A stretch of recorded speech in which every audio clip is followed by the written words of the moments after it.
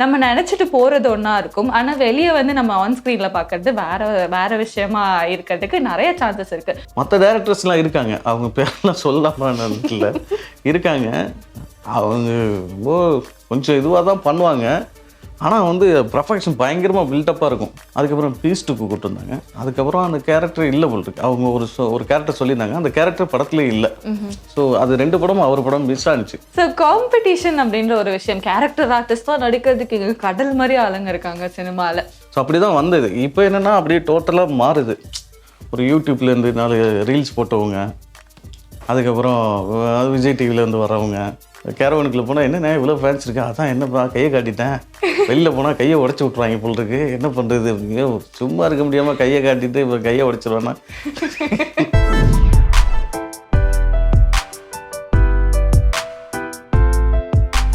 இது வரைக்கும் அப்ப நீங்க பண்ண படங்கள்லயே உங்களுக்கு வந்து ரொம்ப கம்ஃபர்ட் ஜோன் கொடுத்து, நீங்க பண்றதுதான் உங்க விளையாட்டு, நீங்க என்ன வேணா பண்ணலாம் அப்படின்ற ஒரு கம்ஃபர்ட் ஜோனை கொடுத்த டைரக்டர் வந்து யாரு? And at the same time இவங்க கேட்கறது நான் வந்து கொடுக்கறதுக்குள்ள என்னை வச்சு அவ்வளோ வேலை வாங்கிட்டாங்க, என்னைய வந்து லைக் அவங்கள சாட்டிஸ்ஃபை பண்றதே எனக்கு ரொம்ப கஷ்டமா இருந்துச்சு அப்படின்ற ஒரு டைரக்டரும், லைக் செம்ம கம்ஃபர்ட் ஜோன் கொடுத்து உன் இஷ்டத்துக்கு என்ன வேணா பண்ணுப்பா போதும் அப்படின்ட்டு சொன்ன ஒரு டைரக்டரும், உங்களுக்கு இதுல 2 பேரை பத்தியும் கொஞ்சம் சில விஷயங்கள் யாரு அப்படின்றத சொல்லுங்க சார். இல்லை கம்ஃபர்டபுள் சொல்லுன்னா வந்து இப்போது A1 டைரக்டர் ஜான்சன், சூப்பர். அவர் வந்து என்ன வேணுமாலும் பண்ணிக்க, ஆனால் அந்த கண்டென்ட்டுக்குள்ள அந்த காமெடியாக இருக்கணும். அவர் அவ்வளோ ஃபேஸ் கொடுப்பாரு அவர். அது வந்து ஜாலியாக இருக்கும் அவர் படத்தில் நடிக்கிறது அப்படின்றது. எங்கள் டைரக்டருமே அப்படி தான், மகாராஜா டைரக்டருமே. ஸோ ஆனால் அவருக்கு லிமிட்டடாக இருக்கும், கண்டென்ட்டு மீறாமல் இருக்கணும். அவர் கொஞ்சம் இங்கே என்ன வேணுமாலும் பண்ணிக்கலாம், அது பண்ண முடியாது. அந்த மீட்டருக்கு மேலே அந்த கேரக்டர் என்னெல்லாம் பண்ணுமோ ஸோ அது வரையும் பண்ணிக்கிறார் சொல்லுவாங்க. மற்ற டைரக்டர்ஸ்லாம் இருக்காங்க, அவங்க பேர்லாம் சொல்லாமல் இல்லை, இருக்காங்க. அவங்க ரொம்ப கொஞ்சம் இதுவாக தான் பண்ணுவாங்க. ஆனால் வந்து பெர்ஃபெக்ஷன் பயங்கரமாக பில்டப்பாக இருக்கும்.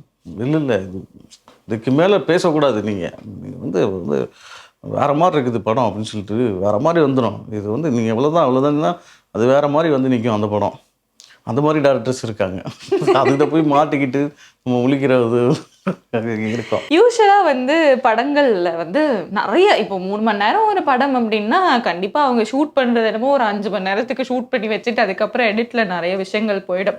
அப்படி இருக்கும்போது நமக்கு ஒரு கேரக்டர் சொல்லி நம்மளை கூப்பிடுவாங்க, நம்ம நினைச்சிட்டு போறது ஒண்ணா இருக்கும். ஆனா வெளிய வந்து நம்ம ஆன் ஸ்கிரீன்ல பாக்குறது வேற வேற விஷயமா இருக்கிறதுக்கு நிறைய சான்சஸ் இருக்கு. அந்த மாதிரி உங்களுக்கு ஏதாவது நடந்திருக்கா? ரஜினி சார் படமே வந்து பயங்கர எக்ஸ்பெக்டேஷன். இப்போ வந்து எனக்கு ஒரு பெரிய கனவு இருக்கும்ல, அதானே ரஜினி சாருக்கு கூட நடிக்கிறது. இப்போ அங்கேருந்து கால் வந்தாக்கில் எனக்கு ஒரு பெரிய கனவு இருக்கும், எனக்கே ஓப்பன் ஆகிடும். ரஜினி சார் கூட அப்படி நடிக்க போகிறோம், இப்படிலாம் பேசுவோம், அவர் ஆட் சிரிப்பார். ஸோ இதுக்கு நம்ம இது பண்ண போகிறோம், இப்படி ஏகப்பட்ட கற்பனைகளை தான் நம்ம போவோம். ஸோ அங்கே போய் பார்த்தாக்கில் தான் தெரியும் ரஜினி சார் எங்கேயே இருப்பார். நம்ம ஐயோ ஒரு ஷாட்டு அப்படி நடிப்போம், ஏன் பார்த்தாக்கில் அவரை கூப்பிட்டு போயிடுவாங்க. ஸோ அந்த மாதிரிலாம் பெரிய கற்பனைகள் இருக்கும். ஆனால் ஒரு காம்பினேஷன் இருந்துச்சு, அந்த படத்துலையும் காம்பினேஷன் இருந்துச்சு. ஸோ கற்பனைகள் நிறையா இருக்கும். ஒரு கேரக்டர்னு சொன்னோம்னா அது பெரிய கற்பனை. இப்போ கூட ஒரு நெல்சன் சார் 2 படத்துக்கு கூப்பிட்டுருந்தாங்க. ஆனால் 2 படமே எனக்கு மிஸ் ஆனிச்சு. டாக்டர்னு ஒரு படத்துக்கு கூப்பிட்டு இது பண்ணாங்க. அதுக்கப்புறம் பீஸ்டுக்கு கூப்பிட்டுருந்தாங்க. அதுக்கப்புறம் அந்த கேரக்டர் இல்லை போல் இருக்கு. அவங்க ஒரு கேரக்டர் சொல்லியிருந்தாங்க, அந்த கேரக்டர் படத்திலே இல்லை. ஸோ அது 2 படமும் அவர் படம் மிஸ் ஆனிச்சு. இன்னும் அவர் படம் நடிக்காதது எனக்கு ரொம்ப வருத்தமாக இருக்குது. ஆனால் அதான் இந்த படம் அவரை கூப்பிடும் போதே ஒரு ஏகப்பட்ட கற்பனையில் போவோம் நம்ம, ஒன்றுமே இருக்காது, ஒன்றுமே இல்லாமல் போயிடும். ஓகே, ஒரு சில விஷயங்கள் ஏதாவது பர்டிகுலரா மேபி உங்களை பத்தியோ இல்ல கதையை பத்தியோ இல்ல நீங்க என்ன மாதிரி ரோல் பண்றீங்க அப்படின்றத பத்தியோ வேட்டையன் படத்துல சில விஷயங்கள் ஏதாவது ஷேர் பண்ண முடியுமா எங்களுக்கு? வேட்டையன் படத்துல நம்ம Fahadh Faasil sir combination, Rajini sir combination இருக்குது, ஒரு சின்ன சீனு. பகத்பால் சாருக்கும் எனக்கும் தான் சீக்வன்ஸாகவே இருக்கும். அது ரொம்ப ஓப்பன் பண்ணக்கூடாதுன்னு நினைக்கிறேன். தெரியாதமா சொல்லி இவன் வாட்டுக்கு சொல்லிட்டான்ப்பா, அவன் சீனை விட்டுடா அப்படின்னு சொல்லிட்டு அது வேற. ஸோ இது வரையும் சொல்ல முடியும். சார் படம் இல்லை. ஆமாம். ஸோ காம்படிஷன் அப்படின்ற ஒரு விஷயம், கேரக்டர் ஆர்டிஸ்டாக நடிக்கிறதுக்கு இங்கே கடல் மாதிரி ஆளுங்க இருக்காங்க சினிமாவில். எனக்கு ஒரு வாய்ப்பு தேடி நடிச்சுட்டு ஆசைப்பட்டுட்டு இருக்கவங்க நிறைய பேர் இருக்காங்க. அந்த இடத்துல நீங்கள் உங்களுக்கு வந்து ஆப்பர்ச்சுனிட்டிஸ் கிடைக்குதுல்ல, நீங்கள் எவ்வளோ தேங்க்ஃபுல்லாக இதை வந்து நினச்சி ஃபீல் பண்ணுறீங்க? அண்ட் காம்படிஷன் இப்போ தமிழ் சினிமாவில் எப்படி இருக்குன்னு நினைக்கிறீங்க? காம்படிஷன் நிறைய இருக்குது. இப்போ வந்து நிறைய திறமையோட நிறைய ட்ரை பண்ணிகிட்ருக்காங்க. இப்போ இந்த மாதிரி வந்து ஃபோட்டோ கொடுத்து ஆஃபீஸாக ஃபோட்டோ கொடுத்து அந்த மாதிரி ஒரு டீ கடை நிரம்போ அவங்களுக்கு அவ்வளோ திறமை. அந்த மாதிரி தான் வந்து விஜய் சேதுபதி என்ன, முனிஷ்காந்த், காளி வெங்கட், நிறைய ஆர்டிஸ்ட் அப்படி தான் வராங்க. ஸோ அப்படி தான் வந்தது. இப்போ என்னென்னா அப்படியே டோட்டலாக மாறுது. ஒரு யூடியூப்லேருந்து 4 ரீல்ஸ் போட்டவங்க, அதுக்கப்புறம் விஜய் டிவிலேருந்து வரவங்க. ஸோ அங்கேருந்து வந்தவங்களுக்குலாம் இப்போ இம்பார்ட்டன்ட் அதிகமாகிடுச்சு. இப்போ நானே ஒரு படம் நடித்தேன், பம்பர்னு ஒரு படம். அந்த படத்தில் வந்து நானும் விஜய் டிவியில் வந்து தங்குதுரைன்னு நடித்தார், நடித்தோம். நிறைய படம் நடிச்சுக்கிட்டு இருக்கோம். இப்போ வந்து நம்மளுக்கு தெரியல. ஆனால் எங்கள் கூட ஜிபி முத்து நடித்தார். பின்னாடி இருந்தால் ஒரு பெரிய கூட்டமே ஓடியாடுறாங்க. அதான் நாங்கள் 2 பேரும் பேசிக்கிறோம், என்னங்க விஜய் டிவியில் நடிச்சிருக்கீங்களா, உங்களை பார்த்தா ஓடியாடுறாங்க.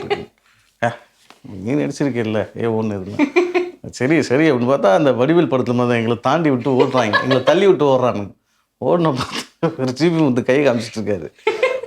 ஆகா, இந்த டிக்டாக்ல இந்த இதெல்லாம் பெரிய இது, அதான் யூடியூப் சேனலில் பண்ணி அவரை திட்டியே வந்து பல கோடி மக்களை சம்பாதிச்சிட்டாரு போல் இருக்கு.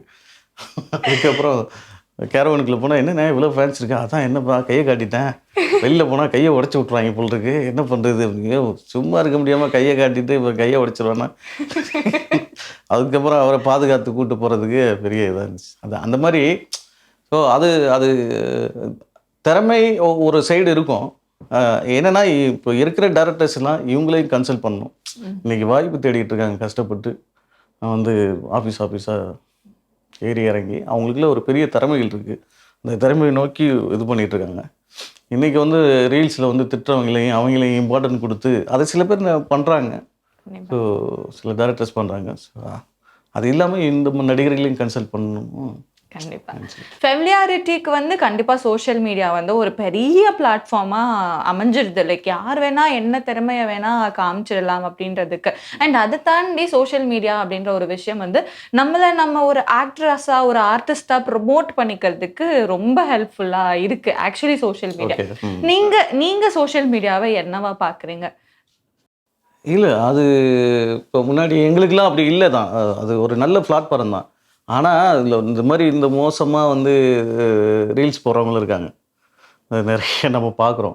நிறைய திட்டி, அவனை திட்டி, இவனை திட்டி, அந்த மாதிரிலாம் ரீல்ஸ் போடுறாங்க. அதை அவங்கள வந்து பெருசாக ப்ரொமோட் பண்ணி இது பண்ணுறது தான் நமக்கு வந்து செம காண்டாகுது. அந்த மாதிரி ஆட்கள்லாம் வந்து சப்போர்ட் பண்ணுறது தான் நமக்கு நல்ல ரீல்ஸு நல்ல இதுவும் பண்ணுறாங்க. ஸோ அவங்களாம் வந்து அவங்களுக்கு ஒரு மேடை கிடைக்கல, இது கிடைக்கல. ஸோ அவங்க மூலியமாக ட்ரை பண்ணுறது வரவேற்கிறேன். இப்போ நிறைய இந்த விஜய் சுத்து நிறைய யூடியூப் போட்டு வராங்க. ஸோ அவங்கெல்லாம் ஒரு உண்மையிலுமே ஒரு திறமையோடு வராங்க. திறமையே இல்லாமல் ஒரு விஷயம் பண்ணுறாங்க இல்லைங்களா, நெகட்டிவ் இது வச்சுட்டு. ஸோ அது தப்புன்னு நினைக்கிறேன். ஒரு ஃபைனல் குவெஸ்சன், இது வரைக்கும் நீங்கள் வந்து தமிழ் சினிமாவுக்கு வந்துட்டு இவங்க ஒரு பெஸ்டஸ்ட் பர்சன் எனக்கு கிடைச்சிட்டாங்க, இவங்க வந்து என்னை பயங்கரமாக எனக்கு நிறைய விஷயங்கள் சொல்லி கொடுத்துட்டு இருக்காங்க, இவங்க கிட்ட நான் நிறைய விஷயங்கள் கற்றுக்கிறேன் அப்படின்னா நீங்கள் யாரை மீன் பண்ணுவீங்க சார்? அதுதான் எங்கள் டேரக்டர்ஸ் தான். எங்கள் director Nithilan and மடோன் Ashwin, Mandela director. இவங்க 2 பேருமே வந்து ஆரம்பத்துலேருந்து க்ளோஸ் ஃப்ரெண்ட்ஸு. அவங்க வந்து நாளை இயக்குனர் பண்ணாங்க. அந்த ஷார்ட் ஃபிலிம்லேயும் நான் நடிச்சிட்டு இருந்தேன். ஸோ அவங்க வந்து ஃபீச்சர் ஃபிலிம் பண்ணுறாங்க. ஸோ நம்ம கனவு அவங்க மூலியமாக நிறைவேறுது.